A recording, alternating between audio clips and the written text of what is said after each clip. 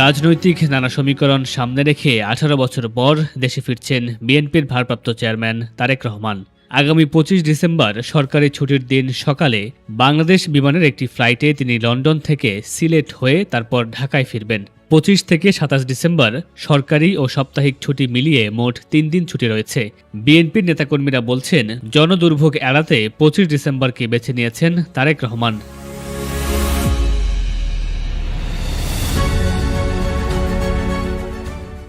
বিএনপির লন্ডন সূত্রে জানা গেছে, বাংলাদেশ বিমানের সাধারণ যাত্রীবাহী বিমানে আসবেন তারেক রহমান। শিডিউল অনুযায়ী বিমানটি আগে সিলেটের শাহ আমানত আন্তর্জাতিক বিমানবন্দরে নামবে। এরপর বিমানটি ঢাকার শাহজালাল আন্তর্জাতিক বিমানবন্দরে এসে পৌঁছাবে। নিরাপত্তার স্বার্থে সিলেট বিমানবন্দরে তার সাথে কেউ দেখা করতে পারবেন না। এমনকি সিলেট বিমানবন্দরে তিনি বিমান থেকে না নেমে একই ফ্লাইটে ঢাকায় পৌঁছাবেন।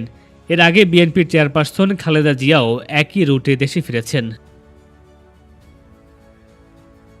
বিএনপির একটি সূত্র জানিয়েছে, লন্ডন থেকে সিলেট হয়ে ঢাকায় ফেরার বিষয়টি সাধারণত রাজনৈতিক ব্যক্তিত্বদের ক্ষেত্রে ঘটে। তারেক রহমানের জন্য ঢাকার গুলশান এভিনিউ সড়কে ১৯৬ নম্বর বাসভবন প্রস্তুত করা হয়েছে। তার এই দেশে ফেরা উপলক্ষে বিএনপির পক্ষ থেকে নীরবে প্রস্তুতি শুরু হয়েছে। তারেক রহমানের সঙ্গে তার কন্যা জাইমা রহমানও দেশে আসার কথা রয়েছে।